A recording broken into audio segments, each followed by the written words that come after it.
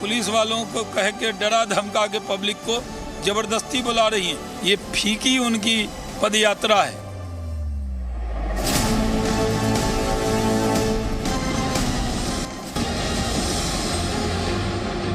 जी हाँ, चुनाव आया डर लाया। दरअसल डराया जा रहा है कि बंगाल को दंगों की आग में झोंक देगी भारतीय जनता पार्टी। डराया जा रहा है कि ये तो बाहरी है, बंगाल को बाहरियों से खतरा है। डराया इस तरह से जा रहा है कि भारत, हिंदुस्तान इंटॉलरेंट हो गया है, असहिष्णु हो गया। वैसे जो डरा रहा है वो खुद भारत में नहीं है, विदेशों में रहकर, लंदन या अमेरिका में रहकर इनको भारत अच्छा नहीं लगता है, मरते से। उस पर भी बात करेंगे, वो भी डरा रहे हैं। लेकिन आज का बड़ा मुद्दा हम लोग जो उठाने की कोशिश कर रहे हैं कि बाहरी कौन होता है। एक राज्य से दूसरे राज्य में कोई जाता है, हिंदुस्तान में, वो बाहरी हो जाता है। कोई बांग्लादेश से थोड़ी ना आया जो बाहरी। अब ये बाहरी कौन, ये बड़ा सवाल। और सवाल ये भी रहेगा कि भारतीय जनता पार्टी इस बाहरी के तमगे से कैसे बाहर आएगी, ये बड़ा सवाल। बंगाल में चुनाव आया, डर लाया, सबसे बड़ा सवाल। सवाल नंबर 2, देश के 5 सवाल इस वक्त आपकी टीवी स्क्रीन पर। सवाल नंबर 2, ममता के लिए रोहिंग्या अपने हैं, रोहिंग्या अपने, बाकी सारे बाहरी। बांग्लादेश से आए रोहिंग्या सब अपने। बंगाल में बाहरी कौन? और ये बाहरी का जो तमगा बीजेपी पर लग गया है, जो टोन सेट कर दिया है ममता बनर्जी ने, उस तमगे का क्या नुकसान होगा भारतीय जनता पार्टी को? बंगाल में महापुरुषों पर लड़ाई, क्योंकि ममता बनर्जी ये भी कह रही है कि जो गांधी का सम्मान ना करने वाले नेता सोनार बांग्ला बनाने की बात करते हैं, गुरुदेव की बात करते हैं, नेताओं पर हमले कराओ, प्रमोशन पाओ। क्योंकि उन पुलिस वालों पर जिन पर लापरवाही बरतने का आरोप है, जब नड्डा के काफिले पर अटैक हुआ, उनको प्रमोशन भी दे दिया गया है। मेरे साथ इस वक्त आपको बता दें, सुधांशु त्रिवेदी बीजेपी के जो राष्ट्रीय प्रवक्ता हैं, राज्यसभा सांसद हैं, वो प्रोफेसर संगीत रागी साहब हैं, पॉलिटिकल एनालिस्ट हैं। टीएमसी से अनिर्बन बनर्जी मेरे साथ हैं और विवेक श्रीवास्तव लेफ्ट के नेता हैं। आप सबका बहुत बहुत स्वागत। अनिर्बन बनर्जी, आप ये बताइए, बाहरी क्यों बोलते हैं बार बार? बाहरी मतलब बांग्लादेश से थोड़ी ना आए हैं, ये बाहरी क्यों बोलते हैं आप लोग? बाहरी कौन बंगाल में? बहुत बहुत अच्छा प्रश्न किया आपने, मैं उत्तर देता हूं।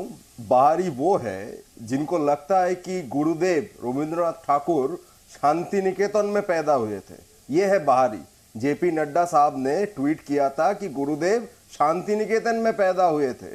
इनको पता भी नहीं है कि रविंद्रनाथ ठाकुर, जो इस बांग्ला के एक बहुत बड़े महापुरुष है, भारत के एक बहुत बड़े महापुरुष है, उनका जन्म स्थान क्या है ये उनको पता भी नहीं है। खैर छोड़ दीजिए, अमित शाह जी या नड्डा जी या मोदी जी, ये जब भी यहाँ आते हैं एक ऐसी भाषा में बात करते हैं जो 90% बांग्ला के लोगों को समझ में भी नहीं आता। वो 2 लाइन ठीक ठाक बांग्ला बोल भी नहीं सकते। इनको लगता है कि यहाँ के लोगों का वो दिल जीत सकते हैं। दिल तो बहुत दूर की बात है, उनको पहले यहाँ का भाषा, यहाँ का संस्कृति और यहाँ का इतिहास जो है वो पहले सीखना है। पहले वो सीख ले, उसको उससे थोड़ा प्यार भी कर ले। सिर्फ वोट के लिए सीखना नहीं, थोड़ा प्यार भी करना है। बांग्ला वो राज्य है जहां पर राजा राममोहन राय जैसा, ईश्वर चंद्र विद्यासागर जैसा महापुरुष जन्मे थे भाई। ये वो सावरकर जो मूछ लेकर देकर ब्रिटिशों से माफी मांगे थे, उनका ये भूमि नहीं है। ये खुदीराम बोसु का भूमि है, नेताजी सुभाष का भूमि है। तो उनको अगर यहाँ से प्रेम करना है तो पहले सीखना है, और पहले संस्कृति सीख ले, उसके बाद हम कह देंगे कि भाई आप बाहरी नहीं हो। अगर नहीं सीख पाएंगे, अगर ये बोलेंगे कि रविंद्रनाथ ठाकुर शांति निकेतन में जन्मे थे, तो बाहरी तो वो होंगे भाई। नाम ठीक से लीजिए, आपको नाम भी नहीं पता। रविंद्रनाथ ठाकुर नहीं है, रविंद्रनाथ टैगोर है। नाम ठीक से लीजिए, कम से कम लीजिए, ठीक से नाम नहीं साहब, उनका नाम रविंद्रनाथ ठाकुर है। टैगोर तो ब्रिटिश बोलते थे। मैं वही कह रहा हूं, उनका नाम है रविंद्रनाथ ठाकुर। सुधांशु त्रिवेदी जुड़ गए हैं, वो तो टैगोर ब्रिटिश लोग बोलते थे। मैं वही कह रहा हूं ना, एक मिनट, आपका कोई कॉपीराइट नहीं है ना, आपका कोई गुरुदेव पर या रविंद्रनाथ टैगोर पर कॉपीराइट नहीं है ना, वो तो सबके हैं, आपके थोड़ी ना है। अरे भाई, सिर्फ आपके थोड़ी ना है। त्रिवेदी जी जवाब दे देते हैं, काम करें। सुधांशु त्रिवेदी जुड़ गए हैं। सुधांशु त्रिवेदी, बाहरी का तमगा भारी पड़ सकता है। कॉपीराइट अगर है तो उनके पास है। ठीक है, सुधांशु त्रिवेदी, बाहरी हैं आप लोग। ये बाहरी का जो तमगा, जो टोन सेट कर दिया ना दीदी ने कि आप लोग बाहरी हैं, ये तमगा जो आप पर लग गया है, भारी पड़ सकता है चुनावों में। सुधांशु त्रिवेदी, देखिए, बहुत दुख की बात है कि संपूर्ण राष्ट्रवाद, देखिए जब भारत का स्वतंत्रता संग्राम हुआ तो क्रांतिकारी आंदोलन, चाहे युगांधर या अनुशीलन समिति, इन्होंने खुदीराम बोस का नाम लिया, बाघा जतीन सब यहीं से निकले। सैन्य कार्रवाइयां रास बिहारी बोस से लेकर सुभाष चंद्र बोस नेताजी तक बंगाल से निकला। अब बताइए कांग्रेस में भी शुरू में व्योमेश चंद्र बनर्जी यहां से निकले, वंदे मातरम और जनगण मन दोनों यहां से निकला। और उस धरती के लोग कहते हैं कि इस देश के अंदर के लोग मेरे लिए अंदरूनी बाहरी, मगर दूसरे देश के लोग मेरे लिए अपने। ये ममता जी वही ममता जी है ना जो 2006 में स्पीकर के ऊपर फाइल फेंक रही थी कि बांग्लादेशी घुसपैठियों पे कार्रवाई क्यों नहीं कर रहे। अब अचानक सत्ता में आते ही वो कहने लगी कि मैं देखती हूं कौन हाथ लगाता है। तो बांग्लादेशी से लेके वह रोहिंग्या जिसको 4 देशों की इंटेलिजेंस एजेंसी ने खतरा बताया। कौन 4 देश? भारत, बांग्लादेश, बर्मा और थाईलैंड। बोलते हैं तो अच्छा, एक एक करके बोलने दीजिए, अनिर्बन बोलने दीजिए, अपने टर्न पर बोलेंगे, आप बोलेंगे और मैं आपसे पूछूं, अगर आप इतिहास और भूगोल की बात कह रहे हैं तो मैं आपसे पूछूं कि 21वीं सदी की सबसे बड़ी साइंटिफिक जो खोज है उसमें बंगाल के हस्ताक्षर कहां पे है, बताइए आप।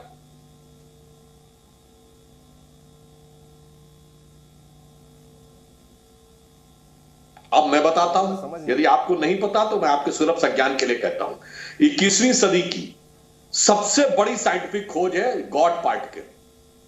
गॉड पार्टिकल जेनेवा की सन लेबोरेटरी में खोजा गया। उसका साइंटिफिक नाम है हिग्स बोसॉन।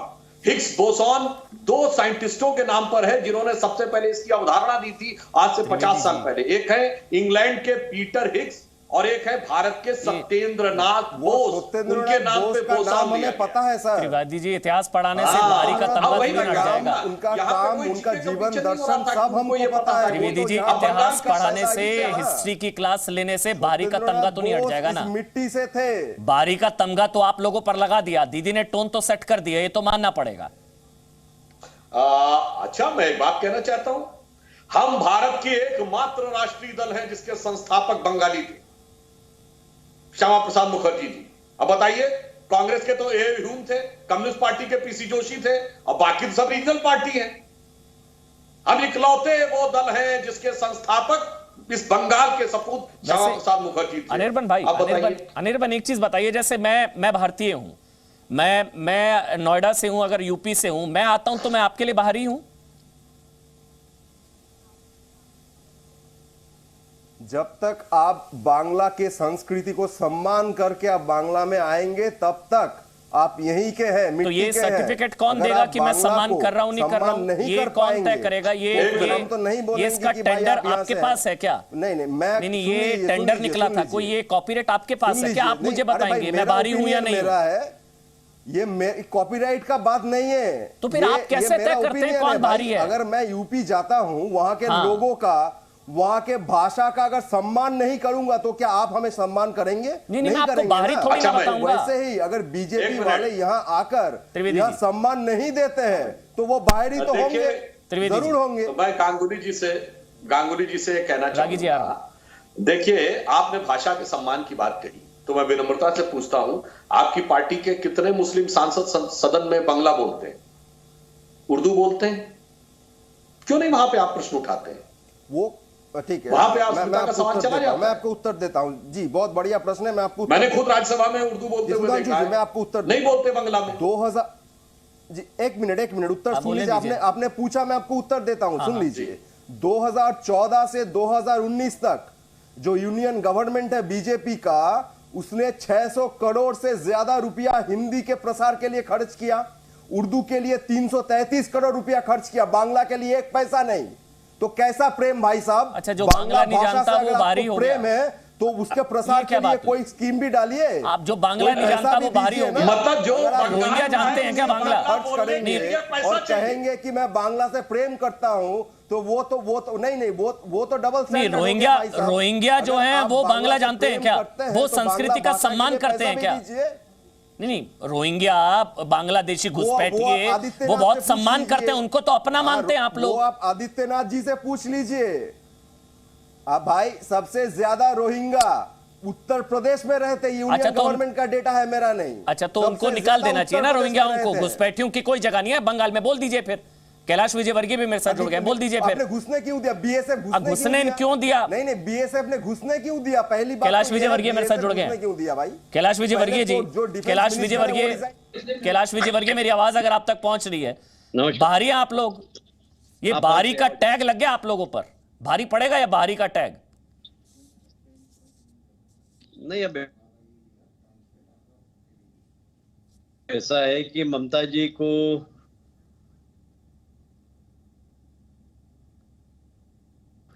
घुसपैठ ये पसंद है, बांग्लादेश को करिए, तो मैं उनसे पूछना चाहता हूँ कि बंगाल की पूजा को, विसर्जन को रोकने का काम किसने किया था? और तुष्टीकरण की नीति के कारण मुहर्रम के जुलूस निकालने की अनुमति किसने दी थी? जब इस देश के सर्वोच्च पद पर एक बंगाली प्रणवदा जब जा रहे थे तो उनका विरोध किसने किया था?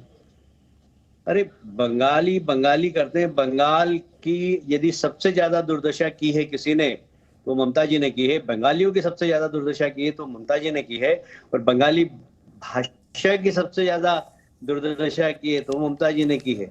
आज बंगाल के शिक्षा किताबों के अंदर पिता को वो अब्बा लिखा जाए, ये बंगाल की संस्कृति है क्या? तो ये से चिपके रहने के लिए अलग अलग छुपे के छोड़ना, ये ममता जी की आदत में है, और मैं समझता हूँ ममता जी का चेहरा बेनकाब हो गया। अब देखिए हमारे छोटे छोटे कार्यक्रम में जनता कितनी बड़ी।